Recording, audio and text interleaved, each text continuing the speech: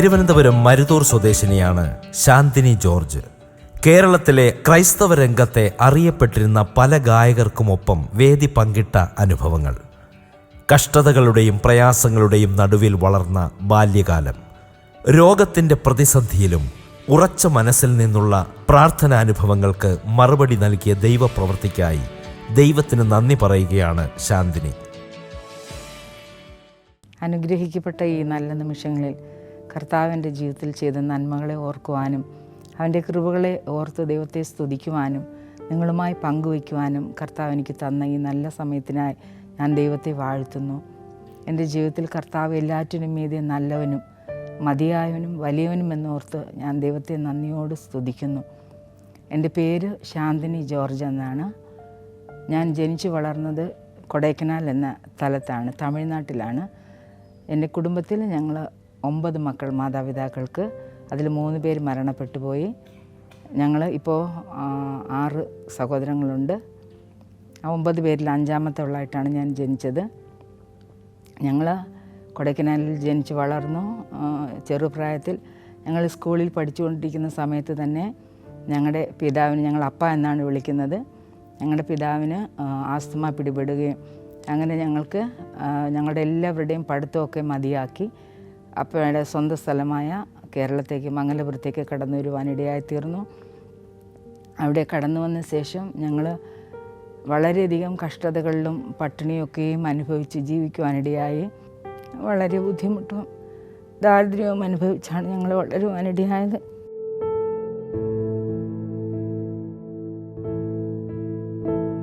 അവിടെ നിന്ന് വന്നതിന് ശേഷം ഏകദേശം ഒരാഴ്ച മാത്രമേ ഞങ്ങൾ ഒരുമിച്ച് എല്ലാവരുമായി താമസിച്ചിട്ടുള്ളൂ. അതിനുശേഷം ഞങ്ങളുടെ അമ്മയുടെ സഹോദരങ്ങളുടെ ഭവനങ്ങളിലും മറ്റു സ്ഥലങ്ങളിലുമായി ഞങ്ങൾ സഹോദരങ്ങളെല്ലാവരും, ഏറ്റവും ഇളയ സഹോദരൻ അന്ന് 3 വയസ്സ് പ്രായം മാത്രമേ ഉണ്ടായിരുന്നുള്ളൂ. അവനും ഇളയ അനിയത്തിയും അമ്മയും അപ്പനും മാത്രം മംഗലപുരത്തുണ്ടായിരുന്നു. ഞങ്ങൾ ബാക്കിയുള്ള സഹോദരങ്ങളെല്ലാവരും പല സ്ഥലങ്ങളിലായിട്ട് ഞങ്ങൾ ജീവിക്കുവാനായിട്ട് കടന്നുപോയി. ഞങ്ങളായിരുന്ന സ്ഥാനത്തൊക്കെയും ദൈവമായ കർത്താവ് ഞങ്ങളെ പരിപാലിച്ചു. വർഷങ്ങൾ ശേഷമാണ് പിന്നെ ഞങ്ങൾ തമ്മിലൊക്കെ കണ്ടുമുട്ടുന്നത്. ഞങ്ങൾക്ക് സ്വന്തമായ ഒരു ഭവനമില്ലായിരുന്നു. ഗുഡ് ന്യൂസിൻ്റെ സഹായത്തോടെ അന്ന് 5000 രൂപ ഗുഡ് ന്യൂസിൽ നിന്ന് സഹായിച്ചു.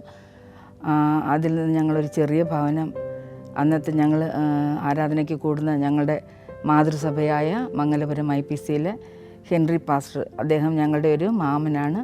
അദ്ദേഹം മുഖാന്തരം ഞങ്ങൾക്കൊരു ചെറിയ ഭവനം വയ്ക്കുവാനിടയായിത്തീർന്നു.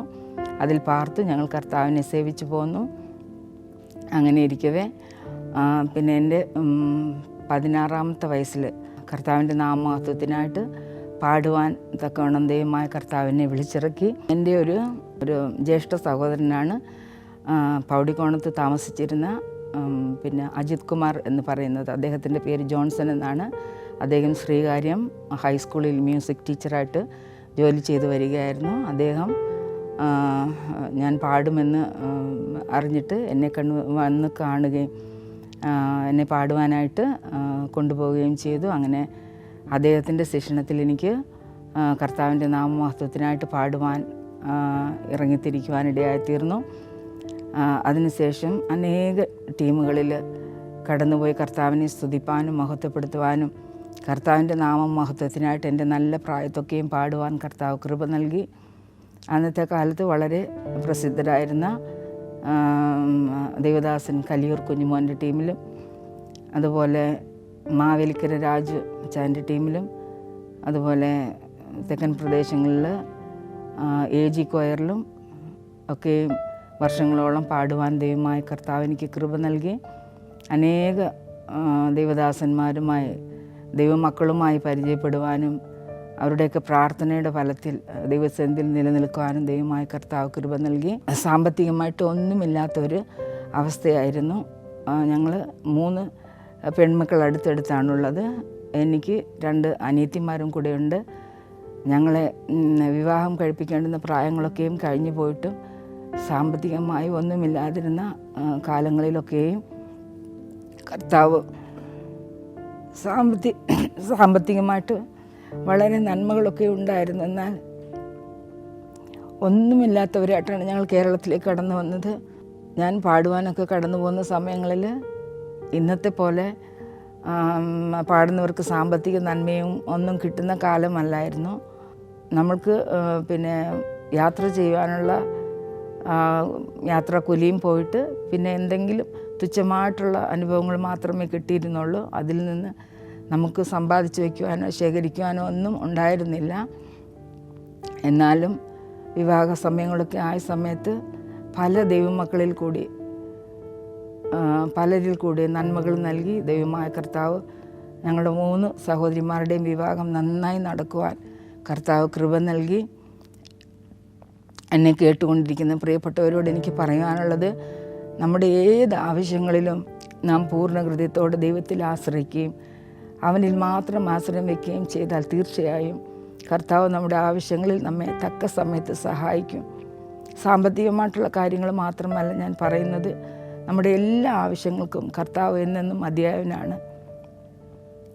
ഞാൻ ഒറ്റയ്ക്ക് ഭവനത്തിലൊക്കെ ആയിരിക്കുമ്പോൾ ഞാൻ എൻ്റെ ദൈവത്തെ പറഞ്ഞ് സ്തുതിക്കുന്ന ചില കാര്യങ്ങളിൽ പ്രധാനമാണ്, എൻ്റെ ദൈവം നല്ലവൻ, എൻ്റെ ദൈവം വിശ്വസ്തൻ, എൻ്റെ ദൈവം വാക്കുമാറാത്തവൻ, ദൈവം ആർക്കും കടക്കാരനല്ല. കർത്താവ് മറ്റാരെക്കാളും നമ്മെ പൂർണ്ണമായി അറിയുന്നവനാണ്. എൻ്റെ ജീവിതത്തിൽ മറക്കുവാനാവാത്ത അനുഗ്രഹിക്കപ്പെട്ട നല്ല സമയങ്ങൾ കർത്താവ് എനിക്ക് തന്നിട്ടുണ്ട്. അതിൽ ഒന്ന് ഞാൻ പറയുവാൻ ആഗ്രഹിക്കുന്നത്, പ്രിയ മാവേലിക്കര രാജിച്ചാൻ്റെ ടീമിൽ പാടിക്കൊണ്ടിരുന്ന സമയത്ത് ഒരിക്കൽ കുമ്പനാട് എലിയും ചർച്ചിൽ ഞങ്ങൾ കടന്നുപോയി. അപ്പോൾ അവിടെ വലിയ കൺവെൻഷൻ നടക്കുകയായിരുന്നു. ആ സമയത്ത് കർത്താവിൽ പ്രസിദ്ധിയായ സിസ്റ്റർ അന്നമ്മ മാമൻ എന്ന് പറയുന്ന ആ മഹതിയായ വ്യക്തി അവിടെ കടന്നു വന്ന് അവിടെ കൺവെൻഷന് പങ്കെടുക്കുകയായിരുന്നു. അപ്പോൾ രാജാൻ അവരെക്കുറിച്ച് പറഞ്ഞതിന് ശേഷം പറഞ്ഞു, ലോകമാം ഗംഭീര വാരിധിയിൽ നിന്ന് തുടങ്ങി അനുഗ്രഹിക്കപ്പെട്ട അനേക ക്രിസ്തീയ ഗാനങ്ങൾ എഴുതിയ ദൈവദാസൻ നമ്മോടൊപ്പം ആയിരിക്കുന്നു എന്ന് പറഞ്ഞിട്ട് ലോകമാം ഗംഭീര വാരിധിയിൽ എന്നുള്ള ഗാനം ഒരുമിച്ച് പാടി ആരാധിക്കുവാൻ ദൈവം കൃപ നൽകി. അതെൻ്റെ ജീവിതത്തിൽ മറക്കാനാകാത്തൊരു സംഭവമാണ്. കാരണം ലോകത്തിൽ നാം എന്തെല്ലാം നേടിയാലും കർത്താവിൽ ആശ്രയം വെച്ച് അവന് വേണ്ടി ഇറങ്ങിത്തിരിക്കുന്ന ദൈവത്തിൻ്റെ ജനത്തെ ദൈവം ഒരിക്കലും കൈവിടാതെ ദൈവത്തിനായി നിലനിർത്തുന്നു എന്നത് വലിയൊരു കാര്യമാണ്. നമുക്ക് ഈ ഭൂമിയിൽ എന്തുണ്ടെങ്കിലും ഒന്നുമില്ല എങ്കിലും ദൈവകൃപയുള്ളവരായി ജീവിച്ച് കർത്താവിൻ്റെ മഹത്വത്തിനായി തീരുവാൻ ദൈവമായ കർത്താവ് നമുക്ക് തരുന്ന ഭാഗ്യമാണ് ലോകത്തിലേക്ക് ഏറ്റവും വലിയ ഭാഗ്യമെന്ന് പറയുന്നത്. നാൾതോറും ദൈവവചനം വായിപ്പാനും ധ്യാനിക്കുവാനും പ്രാർത്ഥിക്കുവാനും ദൈവകൃപയിൽ ആശ്രയിച്ച് ജീവിപ്പാനും ഓരോ ദിവസവും കർത്താവ് നമ്മെ സഹായിക്കുന്നത് നമ്മുടെ ജീവിതത്തിൻ്റെ ബലമാണ്. കർത്താവ് നമ്മുടെ ജീവൻ്റെ ബലമായിരിക്കുന്നത് കൊണ്ടാണ് കഷ്ടതകളിൽ പതറാതെ തകർന്നു പോകാതെ വേദനകളിൽ വീണു പോകാതെ ദൈവസന്നിധിയിൽ നാം നിലനിൽക്കുവാനിടയായിത്തീരുന്നത്.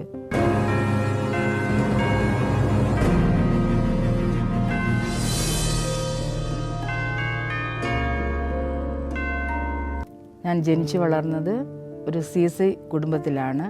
കുഞ്ഞുനാൾ മുതലേ നല്ല സൺഡേ സ്കൂളിൽ പഠിക്കുവാനും അനുഗ്രഹിക്കപ്പെട്ട നിലയിൽ അവിടെ ആരാധനകൾക്കൊക്കെ പങ്കെടുക്കുവാനും കർത്താവ് ഞങ്ങൾക്ക് കൃപ നൽകി. കർത്താവ് ഞങ്ങളുടെ സകല ആവശ്യങ്ങൾക്കും മതിയായവനായി ഓരോ ദിവസവും ഞങ്ങളെ പരിപാലിക്കുകയും പോറ്റിപ്പുലർത്തുകയും വഴിനിർത്തുകയും ചെയ്തുകൊണ്ടിരുന്നു. അതിനുശേഷം എൻ്റെ 31-ാമത്തെ വയസ്സിൽ എനിക്ക് വിവാഹം നടക്കുവാനിടയായിത്തീർന്നു. അദ്ദേഹം മെഡിക്കൽ കോളേജ് സ്റ്റാൻഡിൽ ഓട്ടോറിക്ഷ ഓടിക്കുന്നു. ദൈവം ഞങ്ങൾക്ക് അനുഗ്രഹിക്കപ്പെട്ട 3 ആൺമക്കളെ ദാനമായി തന്നു. ഞങ്ങൾ ഇപ്പോൾ കേശവദാസപുരം എലിം IPC ചർച്ചിൽ ആരാധനയ്ക്കായി കൂടി വന്നുകൊണ്ടിരിക്കുന്നു. അനുഗ്രഹിക്കപ്പെട്ട നിലയിൽ അവിടെ ശുശ്രൂഷ നടക്കുന്നു. പാസ്റ്റർ KP രാജനാണ് അവിടുത്തെ ശുശ്രൂഷകനായിരിക്കുന്നത്. ഞങ്ങൾ സഭയായി വളരെ സന്തോഷത്തോടെ അനുഗ്രഹത്തോടെ നാളുകളിൽ ആത്മീയ ജീവിതം നയിക്കുന്നു. പിന്നെ എൻ്റെ ചെറുപ്പപ്രായത്തിൽ 16-17 വയസ്സൊക്കെ ഉള്ള സമയത്ത് എനിക്ക് അതികഠിനമായിട്ടുള്ള തലവേദന ഉണ്ടാകുമായിരുന്നു. നേരം വെളുത്ത് സൂര്യൻ ഉദിക്കുമ്പോൾ തുടങ്ങുന്ന തലവേദന സന്ധ്യ വരെയൊക്കെ നീണ്ടു നിൽക്കുന്ന ഒരവസ്ഥയുണ്ടായിരുന്നു. അതികഠിനമായ തലവേദന എന്ന് പറഞ്ഞാൽ നമുക്ക് സൂര്യവെളിച്ചം കാണാനോ വെട്ടത്തോട്ട് നോക്കാനോ ഒന്നും പറ്റാത്തൊരു അവസ്ഥയായിരുന്നു. വളരെ നാൾ ഞാൻ ആ തലവേദനയുമായിട്ട് ഒരുപാട് കഷ്ടപ്പെട്ടിട്ടുണ്ട്. അങ്ങനെ ആയിരുന്ന സമയത്ത് ഞങ്ങളുടെ ചർച്ചിൽ ഒരിക്കലൊരു പ്രാർത്ഥനാ മീറ്റിംഗ് നടന്നു. അപ്പോൾ ഒരു ദൈവദാസൻ കടന്നു വന്നു. അദ്ദേഹം ആരുടെയും തലയിൽ കൈവയ്ക്കുകയോ അടുത്തു വന്ന് പ്രാർത്ഥിക്കുകയോ ഒന്നും ചെയ്തില്ല. അദ്ദേഹം പറഞ്ഞത്, നിങ്ങൾക്ക് എന്തെങ്കിലും രോഗങ്ങൾ പ്രയാസങ്ങളുണ്ടെന്നുണ്ടെങ്കിൽ നിങ്ങൾ തന്നെ ഹൃദയത്തിൽ വിശ്വസിച്ച് നിങ്ങൾ തന്നെ ദൈവത്തോട് ഈ നിമിഷം പ്രാർത്ഥിക്കുക, നിങ്ങൾക്ക് പൂർണ്ണമായിട്ടുള്ള സൗഖ്യം കിട്ടുമെന്ന് പറഞ്ഞു.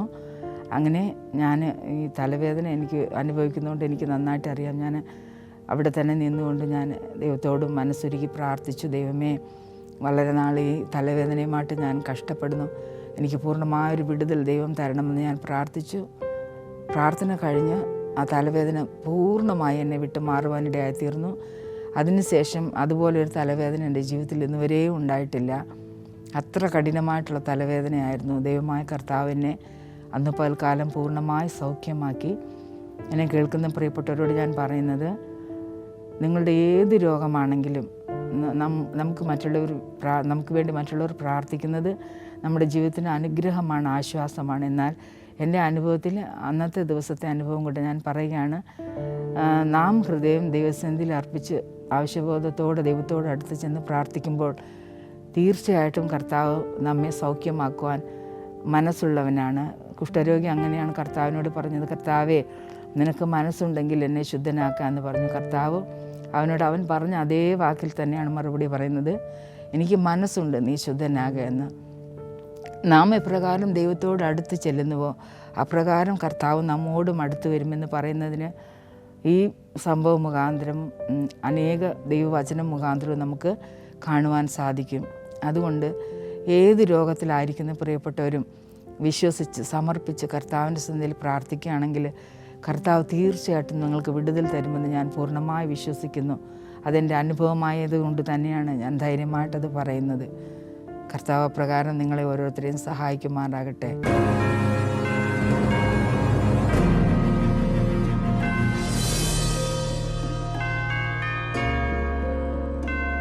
ഞങ്ങളുടെ ദാരിദ്ര്യമുള്ള സമയങ്ങളെപ്പറ്റി ഞാൻ പറഞ്ഞിരുന്നല്ലോ.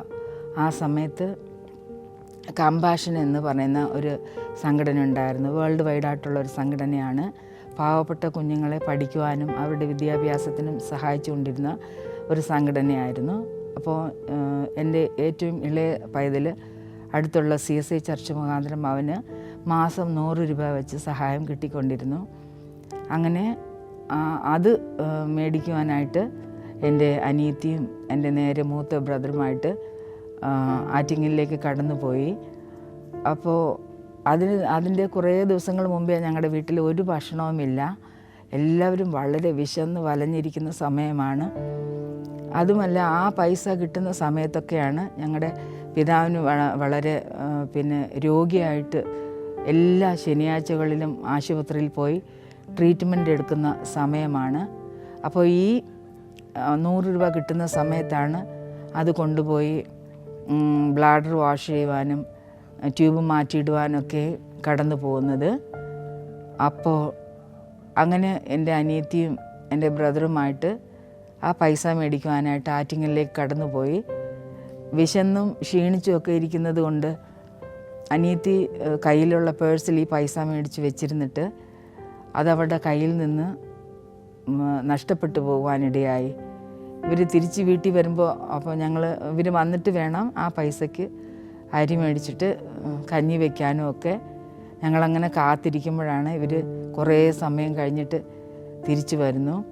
തിരിച്ചു വന്നപ്പോൾ ഇതാണ് പറയുന്നത്, ആ കയ്യിലുണ്ടായിരുന്ന പൈസ നഷ്ടപ്പെട്ടു. പിന്നെ ഞങ്ങൾക്ക് വീട്ടിൽ 1 മണി അരിയോ ഭക്ഷണത്തിന് യാതൊരു ഗതിയില്ല. കാരണം ഈ പൈസ മാത്രം പ്രതീക്ഷിച്ചുകൊണ്ടിരിക്കുന്ന സമയമാണ്. ഞാൻ എന്നിട്ട് എൻ്റെ ബ്രദറിനോട് ചോദിച്ചു, ബാക്കി എന്തെങ്കിലും ഒരു 20 പൈസയെങ്കിലും ഉണ്ടെങ്കിൽ നമുക്കതിന് പോയി എലിവിഷം മേടിച്ചിട്ട് കുടിച്ചിട്ട് എല്ലാവർക്കും കൂടെ മരിക്കാം, നമ്മൾ എന്തിനാണ് ഇങ്ങനെ ജീവിക്കുന്നത് എന്ന് ചോദിച്ചു. അപ്പോൾ എനിക്ക് വളരെ പ്രയാസം തോന്നി. ശരിയാണ് കർത്താവേ, എത്ര കഷ്ടതകൾ വന്നാലും പ്രയാസം വന്നാലും പട്ടിണിയാണെങ്കിലും ദാരിദ്ര്യമാണെങ്കിലും കർത്താവ് ജീവനോട് വഴി നടത്തുന്നല്ലോ. ഞാനിങ്ങനെ പറയുന്നതിൽ എനിക്ക് പിന്നെ വിഷമമുണ്ടായി. കുറച്ച് സമയം കഴിഞ്ഞതിന് ശേഷം ഞങ്ങളുടെ പിതാവിൻ്റെ ഒരു പഴയ കൂട്ടുകാരൻ്റെ മകൻ ഞങ്ങളുടെ പിതാവിനെ കാണുവാനായിട്ട് കടന്നു വന്നു. ആ സമയത്ത് അദ്ദേഹം ഒരു 20 രൂപ എടുത്ത് ഞങ്ങളുടെ പിതാവിൻ്റെ കയ്യിൽ കൊടുത്തു. ഇന്നത്തെ പോലെ സാധനങ്ങൾക്ക് അന്ന് ഭയങ്കര വിലയൊന്നും ഇല്ലാത്തത് കൊണ്ട് 20 രൂപ ഞങ്ങൾക്ക് ഭക്ഷണത്തിന് ധാരാളം മതിയായിരുന്നു. അത് കൊണ്ടുപോയി അന്ന് അരിയൊക്കെ വാങ്ങിച്ച് അന്ന് ഭക്ഷണമൊക്കെ ഉണ്ടാക്കി ഞങ്ങൾ സന്തോഷത്തോടെ കഴിക്കുവാനിടയായി. കാക്കകളെ കൊണ്ട് ഏലിയാവിനെ പോഷിപ്പിച്ച ദൈവം അന്നത്തെ ഞങ്ങളുടെ അവസ്ഥയിൽ അങ്ങനെ ഒരു മനുഷ്യനെ ഞങ്ങളുടെ ഭവനത്തിലേക്ക് വിട്ടു. ഞങ്ങളുടെ ഭക്ഷണത്തിന് ആവശ്യമുള്ള നന്മ നൽകുവാനിടയായി തീർന്നു. ഇന്നത്തെ കാലത്ത് 20 രൂപ ഒന്നും അല്ലായിരിക്കാം, പക്ഷേ അന്നത്തെ കാലത്ത് അതിന് ഞങ്ങൾക്ക് ആവശ്യമുള്ള എല്ലാ ഭക്ഷണ സാധനങ്ങളും വാങ്ങിക്കുവാനും ഭക്ഷണങ്ങൾ ഉണ്ടാക്കി കഴിക്കുവാനും കർത്താവ് കൃപ നൽകി. ഇതുപോലെ ആരെങ്കിലും ദാരിദ്ര്യത്തിലും കഷ്ടത്തിലും ആരോരും ആശ്രയമില്ലാത്തവരായി കഴിയുന്നുവെങ്കിൽ കാക്കകളെ കൊണ്ട് ഏലിയാവിനെ പോഷിപ്പിക്കുക മാത്രമല്ല, ഇന്നും ദൈവജനത്തെ അനേകരിൽ കൂടെ നന്മ കൊടുത്ത് വഴി നടത്തുന്ന, പോറ്റി പുലർത്തുന്ന, പോഷിപ്പിക്കുന്ന ഒരു സത്യദൈവമുണ്ടെന്ന് നിങ്ങൾ മനസ്സിലാക്കുക. അത് യേശുവാണ്. കൃത്യമായും കർത്താവ് നിങ്ങളെ പോറ്റി പുലർത്തും. നിങ്ങൾ ദൈവത്തിൽ ആശ്രയിക്കുക. നിങ്ങളുടെ ആവശ്യങ്ങൾ കർത്താവിനോട് പറയുക. കർത്താവ് തീർച്ചയായും നിങ്ങളെ സഹായിക്കുകയും നിങ്ങളെ പോറ്റി പുലർത്തുകയും ചെയ്യും. മക്കളെ ചൊല്ലിയോ, കുടുംബത്തിലെ കഷ്ടങ്ങൾ പ്രയാസങ്ങളെ ചൊല്ലിയോ നിങ്ങൾ ഭാരപ്പെടുന്നവരാണെങ്കിൽ ഞങ്ങളുടെ അനുഭവങ്ങൾ കൊണ്ട് ഞാൻ പറയുകയാണ്, തീർച്ചയായിട്ടും കർത്താവ് സകലത്തിനും മീതെ വലിയവനും എല്ലാറ്റിനും മതിയായവനുമാണ്. ദൈവത്തിൽ പൂർണ്ണ ഹൃദയത്തോടെ ആശ്രയിക്കുക. കർത്താവ് തീർച്ചയായും നിങ്ങളെ സഹായിക്കും. ആ ഒരു വിശ്വാസം ഇന്ന് നിങ്ങൾ ഏറ്റെടുക്കുകയാണെങ്കിൽ കർത്താവ് നിങ്ങളെ ജയോത്സവമായി നടത്തുവാൻ സർവശക്തനാണ്. കർത്താവിൻ്റെ ജീവിതത്തിൽ ഇന്നയോളം നല്ലവനായിരുന്നു, തുടർന്നും അങ്ങനെ ആയിരിക്കുമെന്ന് ഞാൻ വിശ്വസിക്കുകയും ദൈവത്തെ സ്തുതിക്കുകയും ചെയ്യുന്നു.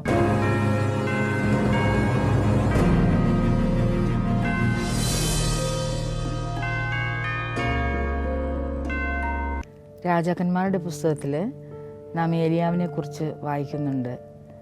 ഏലിയാവ് അതിശക്തമായി കർത്താവിന് വേണ്ടി പ്രയോജനപ്പെട്ട ഒരു ദൈവദാസനാണ്. അങ്ങനെ ഇരിക്കുന്ന സമയത്ത് ബാലിൻ്റെ പ്രവാചകന്മാരെയും ഒക്കെ നിഗ്രഹിച്ച ശേഷം ഏലിയാവ് ഇങ്ങനെ ആയിരിക്കുമ്പോൾ ഇസബേൽ ഏലിയാവിനോട് പറയുന്നു, നാളെ ഈ സമയത്ത് ഇവരിൽ ഒരാളെ പോലെ നീ ആയില്ല എങ്കിൽ എൻ്റെ ദേവന്മാർ എന്നോട് തക്കതും അധികവുമായും ചെയ്യട്ടെ എന്ന്. എന്നാൽ ഏലിയാവ് ഈ വാക്കുകൾ കേട്ടിട്ട് വളരെ ഭയപ്പെട്ട് ഒരു സ്ഥലത്ത് ചെന്ന് ഒളിച്ചിരിക്കുന്നു. ഇങ്ങനെ ഇരിക്കുന്ന സമയത്ത് ദൈവം അവനോട് വന്ന് പറയുന്നു, ഏലിയാവേ, നിനക്കിവിടെ എന്ത് കാര്യം? അപ്പോൾ ഏലിയാവ് പറയുന്നുണ്ട്, ഇങ്ങനെ ഇസബേലിൻ്റെ വാക്കുകൾ നിമിത്തമാണ് ഞാൻ ഇങ്ങനെ ഇവിടെ ആയിരിക്കുന്നത്. അപ്പോൾ ഏലിയാവിനോട് ദൈവം പറയുന്ന ഒരു കാര്യമുണ്ട്, നീ വന്ന് വെളിയിൽ നിൽക്കുക. അവിടെ നീ ഒളിച്ചിരിക്കുന്ന ആ സ്ഥലത്ത് നിന്ന് വന്ന് വെളിയിൽ നിൽക്കുക. ഇതുപോലെ നാമും എന്താണ് ചെയ്യുന്നത്? ദൈവം നമ്മുടെ ജീവിതം കൊണ്ടും നമ്മുടെ ജീവിതത്തിൽ വളരെ നന്മകളും ഉപകാരങ്ങളും വലിയ കാര്യങ്ങളൊക്കെയും ചെയ്താലും ചില സന്ദർഭങ്ങളിൽ നമ്മൾ മറ്റുള്ളവരുടെ വാക്കുകൾക്കോ മറ്റുള്ളവരുടെ ഭീഷണിക്കോ ഒക്കെ ഭയന്ന് നാം ഒളിച്ചിരിക്കുക പതിവാണ്. എന്നാൽ നാം ഒളിച്ചിരിക്കുന്നത് നാം തന്നെ നമുക്ക് ചുറ്റിലും തീർക്കുന്ന ഒരു ബൗണ്ടറിക്കകത്താണ്, അല്ലെങ്കിൽ ഒരു കുരുവി കൂട്ടിനകത്ത് തന്നെത്താൻ മറഞ്ഞിരിക്കുന്നത് പോലെയോ അങ്ങനെയൊക്കെ നാം നമുക്ക് ചുറ്റിലും ഒരു വലയം തീർത്തിട്ട് അതിനകത്ത് നാം ഒളിച്ചിരിക്കുന്നവരാണ്. നാം ചിന്തിക്കുന്നത് മുഴുവനും എന്നെക്കൊണ്ടൊന്നും കഴിയുകയില്ല, എനിക്കൊന്നും സാധിക്കുകയില്ല. എന്നാൽ നമ്മെ വിളിച്ച് ഇറക്കിയ ദൈവത്തിന് നമ്മെക്കൊണ്ട് പലതും ചെയ്യിക്കുവാനും നമ്മെ പ്രയോജനപ്പെടുത്തുവാനുമുണ്ട്. ഏലിയാവ് വളരെ ഭയത്തോടെ ഭാരപ്പെട്ട് ഇങ്ങനെ ആയിരിക്കുമ്പോൾ ദൈവം പറയുന്നത്, നീ വെളിയിലോട്ട് വരിക, നീ പുറത്തേക്ക് വരിക എന്നാണ്. പുറത്തേക്ക് വന്ന് ഏലിയാവ് ദൈവത്തിൻ്റെ മുമ്പാകെ നിൽക്കുമ്പോൾ ദൈവം കഴിഞ്ഞ നാളുകളെക്കാൾ ഉപരിയായി ചില കാര്യങ്ങൾ ഏലിയാവിനോട് പറഞ്ഞ് ഏൽപ്പിക്കുവാനിടയായിത്തീർന്നു. ഇതുപോലെയാണ് നാമും. കർത്താവ് നമ്മെക്കുറിച്ച് ആഗ്രഹിക്കുന്ന ആ സ്ഥലങ്ങളിലേക്ക് എത്തിച്ചേരുവാൻ കഴിയാതെ വണ്ണം നാം നമ്മിൽ തന്നെ ഒതുങ്ങിപ്പോകുന്ന അവസ്ഥകളുണ്ട്. കഴിഞ്ഞ കാലങ്ങളിൽ കർത്താവ് നമ്മെ ഏൽപ്പിച്ചതായിട്ടുള്ള കൃപകൾ ശുശ്രൂഷകളൊക്കെയും മതിയാക്കി ഒതുങ്ങിയിരിക്കുന്ന അവസ്ഥകൾ നമ്മുടെയും ജീവിതത്തിലുണ്ട്. അതുപോലെ എന്നെ കേൾക്കുന്ന ആരെങ്കിലും ആയിരിക്കുന്നുവെങ്കിൽ ഏലിയാവിനോട് ദൈവം പറഞ്ഞതുപോലെ നീ പുറത്തേക്ക് വരിക, പുറത്തേക്ക് വന്ന് എൻ്റെ മുമ്പാകെ നിൽക്കുക. തീർച്ചയായിട്ടും നാം ദൈവത്തിൻ്റെ മുമ്പാകെ നിൽക്കുമ്പോൾ ദൈവത്തിന് നമ്മോട് അരുളി ചെയ്യുവാനായിട്ട് ചിലതുണ്ട്. നാം തീർച്ചയായിട്ടും അവൻ്റെ ശബ്ദം കേട്ട് ആ ശബ്ദത്തിന് ചെവി ചായ്ച്ച് ആ ശബ്ദം അനുസരിക്കുവാൻ തയ്യാറാകുന്നുവെങ്കിൽ തീർച്ചയായിട്ടും കർത്താവ് കഴിഞ്ഞ കാലങ്ങളെക്കാൾ ഉപരി നമ്മെ പ്രയോജനപ്പെടുത്തുകയും കർത്താവ് ആഗ്രഹിക്കുന്ന നിലകളിലേക്ക് നമ്മെ ആക്കി തീർക്കുകയും ചെയ്യും. കടുത്ത ദാരിദ്ര്യത്തിൽ ജീവിത നിരാശകളിൽ തകർന്നുപോയ മനസ്സിനെ ദൈവം ബലപ്പെടുത്തി. തൻ്റെ ശബ്ദമാധുരിയിൽ ക്രൈസ്തവ സംഗീതവേദികളിൽ സർവശക്തനെ പാടിപ്പുകഴ്ത്തുന്ന ശാന്തിനി അനേകർക്ക് അനുഗ്രഹമാവുകയാണ്. അരുമയുള്ളേശുവേ, കുരിശിൽ മരിച്ചൻ ജീവനെ വീണ്ട രക്ഷിതാവേ, സകലവും മറന്നു ഞാൻ, സകലവും വെടിഞ്ഞു ഞാൻ, ദുർഘടമലകൾ കടന്നു വരുന്നേ. സകലവും മറന്നു ഞാൻ, സകലവും വെടിഞ്ഞു ഞാൻ, ദുർഘടമലകൾ കടന്നു വരുന്നേ. അപ്പനെക്കാളുമെൻ അമ്മയെക്കാളും ഓമനയുള്ളോൻ രക്ഷിതാവേ, സകലവും മറന്നു ഞാൻ, സകലവും വെടിഞ്ഞു ഞാൻ, ദുർഘടമലകൾ കടന്നു വരുന്നേ. സകലവും മറന്നു ഞാൻ, സകലവും വെടിഞ്ഞു ഞാൻ, ദുർഘടമലകൾ കടന്നു വരുന്നേ. സ്വർഗമല്ലെനിക്കൊരു വാഴ്ചയുമല്ലെൻ അരുമയുള്ളേശുവിൻ വാത്സല്യം മതി. ജീവനെക്കാളുമെനിക്കേതിനെക്കാളും കാരുണ്യവാനേ നിൻ വാത്സല്യം മതി.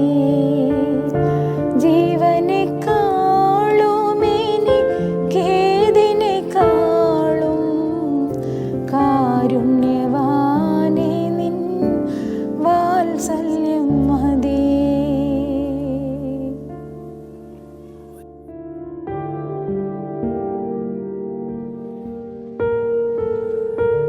പ്രശ്നസങ്കീർണമായ ജീവിത വഴികളിൽ ഇരുളിൽ തെളിഞ്ഞ ദീപം പോലെ വചനത്തിൻ്റെ ശക്തി സ്വന്തം ജീവിതത്തിൽ അനുഭവിച്ചറിഞ്ഞ ശാന്തിനിയുടെ ജീവിതാനുഭവങ്ങൾ നമുക്കും പ്രചോദനമാകട്ടെ.